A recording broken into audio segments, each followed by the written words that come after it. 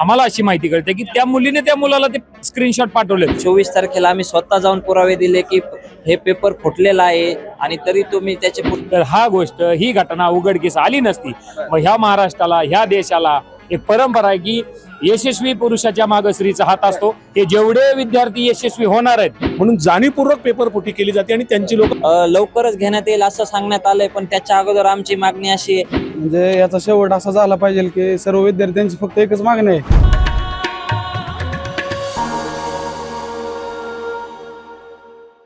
MPSCच्या माध्यमातून घेण्यात आलेली FDA ची परीक्षा जी आहे ती फुटल्याचं सध्या समोर आलेलं आहे। काल रात्री या सगळ्या संदर्भामध्ये निर्णय झालाय की MPSCच्या माध्यमातून घेण्यात आलेली FDA जो पेपर होता तो फुटलेला आहे। अर्थात हा पेपर एका ब्रेकअपमुळे फुटलाय। आता ती ब्रेकअपची स्टोरी नेमकी काय आहे हे सगळं विद्यार्थ्यांकडून समजून घेऊया। काय नेमकी स्टोरी येते? ऍक्च्युली काय विषय माहिती का, कुठलीही गोष्ट घटना घडत असताना त्याच्या माग एक महिला असते किंवा जर आपण बारीक विचार केला तर एका सक्सेसफुल माणसाच्या मागे एका महिलेचा हात असतो, म्हणजे पुरुषाच्या मागे महिलेचा हात असतो। पण इथं विषय असा आहे की हे सक्सेसफुल जे युवक आहेत, जे विद्यार्थी या ठिकाणी प्रिपरेशन करतायत, ह्या विद्यार्थ्यांच्या सक्सेस मागं मी मुद्दामून सक्सेस का म्हणतोय साहेब की हा पेपर फुटला हे आपल्याला समजलं कधी?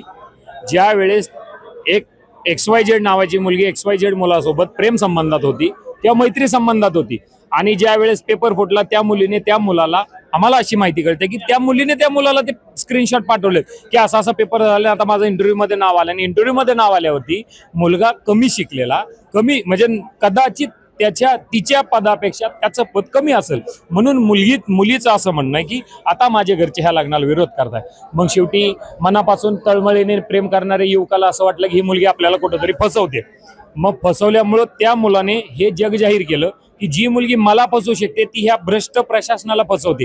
खरं तर त्या मुलीने ते स्क्रीनशॉट त्या मुलाला पाठवले हे अति उत्तम केलं, कारण ह्या निरीक्षक मध्ये जेवढे पुरुष आणि महिला यशस्वी होणार आहे त्याच्या मागं त्या मुलीचा हात आहे असं मला वाटतं। कारण त्या मुलीने त्या मुलाला स्क्रीनशॉट पाठवले नसते, त्या मुलाने परत आमच्या ऋषीदादाला ते स्क्रीनशॉट पाठवले नसते, तर ही घटना उघडकीस आली नसती।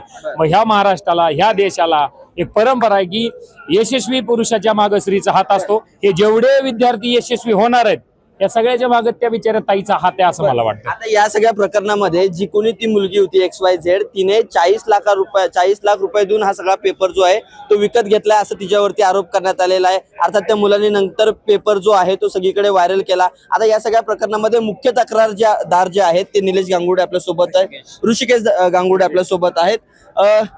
तक्रार तुम्ही नोंदवली होती, कशा पद्धतीने याचा सगळा चौकशी झाली आणि सुरुवातीच्या पासून ते आतापर्यंत कसा हा सगळा खडतर प्रवास होता?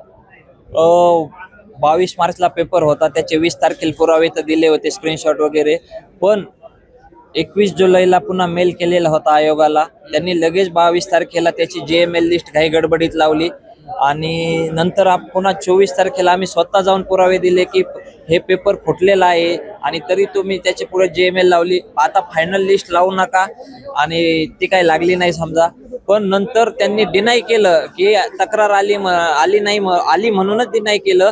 आणि त्या 5-6 दिवसात MPSCचे अध्यक्ष आणि सचिव यांनी सांगितलं की तक्रारदार ऋषिकेश गांगुर्डे हा नापास झाला होता, त्याला री एक्झाम पाहिजे, त्याला दुसरी संधी पाहिजे, म्हणून तो आयोगावर खोटी बदनामी करतोय आणि म्हणून आम्ही त्याच्यावर मानहानीचा गुन्हा दाखल करू।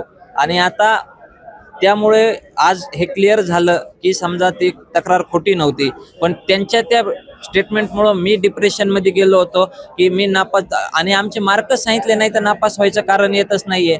मग त्यांनी ते स्टेटमेंट तसं दिलंय तर मग मी डिप्रेशनमध्ये गेलो होतो।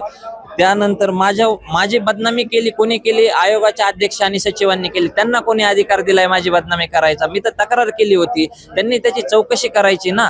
तर माझी आता हीच मागणी आहे की त्यांनी एकतर माझी माफी मागावी, नाही तर राजीनामा, नैतिक जबाबदारी स्वीकारून आयोगाचे अध्यक्ष आणि सचिवांनी राजीनामा द्यावा। आता या सगळ्या प्रकरणामध्ये आयोगाच्या अध्यक्षांनीच काल रात्री डिक्लेअर केले की MPSCच्या परीक्षेमध्ये घोटाळा झालेला आहे, पेपर फुटलेला आहे। आता नेमकी काय, म्हणजे त्यांनी राजीनामा तर द्यावा, पण त्या जागी नेमकं कोण यावं असं तुम्हाला वाटतंय? नक्कीच चांगल्या चारित्र्याचा संपन्न आणि ज्याचा प्रशासना वचक आहे, पुन्हा पेपर फुटणार नाहीत, आमच्या लाखो विद्यार्थ्यांचा जीवाचा प्रश्न आहे. शेवटी आम्ही घरदार करिअर सगळं सोडून त्याच्याकडेच लक्ष केंद्रित करतो आणि ते जर पेपर असे श्रीमंत लोक पैशाने आमचे स्वप्न विकत घेत असतील तर मग त्याच्या वचक ठेवणारा प्लस हे पेपर फोडणाऱ्यांना एकदम अशी शिक्षा की पुन्हा कोणाची हिंमत नाही व्हावा. फेरपरीक्षेबाबत काय नेमकं आहे, साधारणतः फेरपरीक्षा कधी होणार आहे याच्याबाबत एमपीएससी कडून आता काय सांगण्यात आलंय का? लवकरच घेण्यात येईल असं सांगण्यात आलंय, पण त्याच्या अगोदर आमची मागणी अशी आहे की यामध्ये जवळजवळ 40-50 पेक्षा जास्त आहेत. त्यांचे आम्ही काही जणांचे पुरावे दिलेले आहेत, तर तुम्ही त्यांचे चौकशी केली आणि जर केली असेल तर त्याचे रिपोर्ट सार्वजनिक करण्यात यावेत. मग नंतर त्यांचे मोबाईलची फॉरेन्सिक, त्यांचे CDR, त्यांचे लोकेशन हे सगळं तपासले का ते सांगावा. यात आयोगाचं कोणी पेपर सेट करणारे असतील, पेपरची कस्टडी असणारे असतील, परीक्षा अरेंज करणारे असतील, हे कोणी जबाबदार आहेत का आयोगातले आणि असतील त्यांची चौकशी केली की नाही त्याचे पण हे करावा.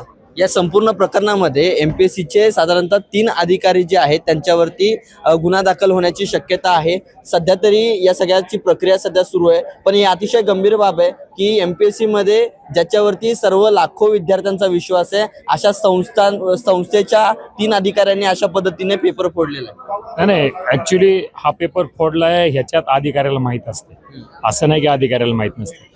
मग ही सिस्टीम काय टॉप टू बॉटम म्हणजे खालपासून वरपर्यंत सगळे याच्यात इन्व्हॉल्व आहे. खरं तर अशा अधिकाऱ्यांना ठेवलंच नाही पाहिजे, यांना कामावरून तर काढलंच पाहिजे, पण ह्यांना शिक्षा झाली पाहिजे. हा भारत देश संविधानाने चालतो, या भारत देशाला संविधान खूप मोला महत्वाचा असेल, या अधिकाऱ्यांना शिक्षा झाली पाहिजे. आणि पुन्हा पुन्हा मी तेच सांगेल की एवढ्या सगळ्या यशस्वी निरीक्षकांच्या मागे त्या ताईचा हात आहे आणि त्या ताईला असं वाटत असेल की प्यार हमें किस मोड पे ले आया. एवढं सांगतो. धन्यवाद.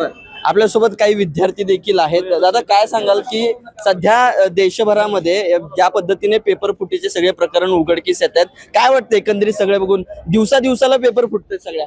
बरोबर आहे. याच्या अगोदर आम्ही एमपीएससी कडे परीक्षा द्या, सगळ्या TCS कडून काढून घेऊन एमपीएससी कडे द्या अशी मागणी करत होतो. पण कालचा जो ड्रग इन्स्पेक्टरचा जो पेपर फुटलेला आहे त्याच्यावरून असं वाटतंय की याच्या आधीचे पेपर कशावरून फुटले नसणार आहेत असा म्हणजे आता आम्हाला डाऊट यायलाय. म्हणजे आम्ही पेपर देतोय तो सेफ आहे किंवा म्हणजे अनलिक्ड आहे किंवा मध्ये काही स्कॅम झालाय का, अशा सगळ्या गोष्टीचा आता आमच्या मनात संभ्रम निर्माण होतोय.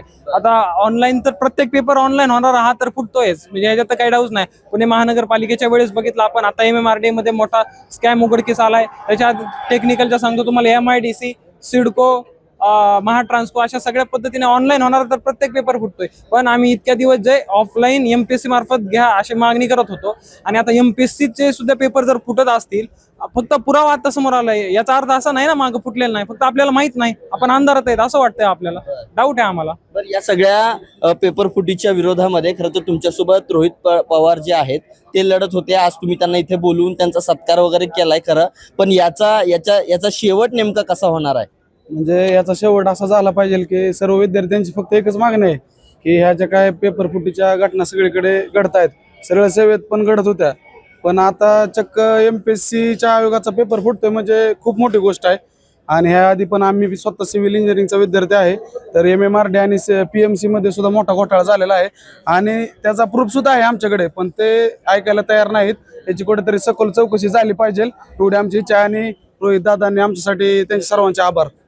आपल्यासोबत काही नेते देखील आहेत. खरं तर जे नेहमीच या सगळ्या प्रकरणावर बोलत असतात, विकासदादा सुद्धा आहेत. सातत्याने पेपर फुटतायत, थोडस इकडे या साईडला, सातत्याने पेपर फुटतायत आणि त्यासाठी तुम्ही देखील विद्यार्थ्यांसोबत या ठिकाणी रस्त्यावरती उतरतायत. आता राजीनाम्याची मागणी केली जाते, राज्य सरकारकडून त्यांचा राजीनामा घेतला जाईल असा विश्वास वाटतोय का? पेपर फुटीचं संकट या देशामध्ये सातत्याने वेगवेगळ्या राज्यामध्ये घडतंय, ते महाराष्ट्रातही घडतंय. एमपीएससीचे अनेक पेपर फुटत आहेत, ऑनलाईन परीक्षेचा घाट घातला जातोय. विद्यार्थ्यांची अस्वस्थता या सरकारला समजत नाही का असा सवाल निर्माण होतो. केंद्रीय शिक्षण मंत्र्यांनी जरी राजीनामा दिला असला तर दुसरे जे शिक्षण मंत्री बसले ते त्यांचेच आहेत, त्यामुळे ते त्याची पुढची पायरी असेल कदाचित. महाराष्ट्रातले एमपीएससीचे जे अध्यक्ष आहेत किंवा सचिव आहेत, हे जर तिथं पारदर्शक कारभार करणार नसतील तर त्यांना पदावर राहण्याचा नैतिक अधिकार राहिलेला नाही. एमपीएससीच्या अध्यक्षांनी आणि सचिवांनी निश्चितपणे त्याच्यामध्ये नैतिकता दाखवून राजीनामा देण्याची गरज आहे. भारतीय जनता पार्टीचं जसं जसं सरकार या महाराष्ट्रात आणि या देशात निर्माण झाले 2014 नंतर, नुसती पेपर फुटीच नाही, इथे घरफोडी होते, इथे पक्षफोडी होते आहे, इथे समाजातल्या जाती जातीमध्ये तेढ निर्माण केला जातोय, माणसं फोडली जातात, कुटुंब फोडली जातात. त्यामुळं फोडा आणि जोडा आणि राज्य करा हीच नीती भारतीय जनता पार्टीची असल्यामुळे पेपर फुटीमुळं काय होतंय, त्यांच्या विचाराची लोक, RSSच्या विचाराची लोक त्यांना प्रशासनात घालवायच्यात, म्हणून जाणीवपूर्वक पेपर फुटी केली जाते आणि त्यांची लोक प्रशासनात घालवली जातात. एक अशा पद्धतीने हा सगळं वातावरण माझ्या मागे जर तुम्ही पाहिलं आणि पुढे सुद्धा या ठिकाणी रोहित पवार आलेले आहेत आणि या सगळ्या प्रकरणाच्या संदर्भाने ते सगळं विद्यार्थ्यांशी खरं तर चौकशी करतात. गेल्या महिन्याभरापासून हा लढा जो आहे तो या विद्यार्थ्यांकडून लढला जात होता आणि काल खरं तर MPSC कडनं हे सिद्ध करण्यात आलेलं आहे किंवा त्यांच्याकडनं सांगण्यात आलेलं आहे की हो, या ठिकाणी MPSCच्या माध्यमातून घेण्यात आलेली FDA ची जी परीक्षा होती ती फुटलेली आहे. अर्थात त्याला कारणीभूत ठरले एका मुलीचा काय मैत्री संबंध म्हणूया किंवा प्रेम संबंधातून झालेलं ब्रेकअप आणि त्या ब्रेकअपच्या कारणावरून हा सगळ्या प्रकरणाला पुढे दिशा मिळाली आणि त्यानंतर आता याच नंतर विद्यार्थ्यांचा जो प्रश्न आहे तो सध्या म्हणजे शिक्षण व्यवस्थेमधील जो काही भ्रष्टाचाराचा प्रश्न आहे तो सुद्धा पुन्हा एकदा चव्हाट्यावरती आल्याचं सगळं पाहायला मिळतं. त्यामुळे एकंदरीत या सगळ्या प्रकरणामध्ये आता अंतिमतः MPSCच्या जे अध्यक्ष असतील आणि सचिव असतील त्यांनी राजीनामा द्यावा अशा पद्धतीची मागणी आता विद्यार्थ्यांकडून केली जाते. विश्वजित भालेराव, बखर लाईव्ह, पुणे.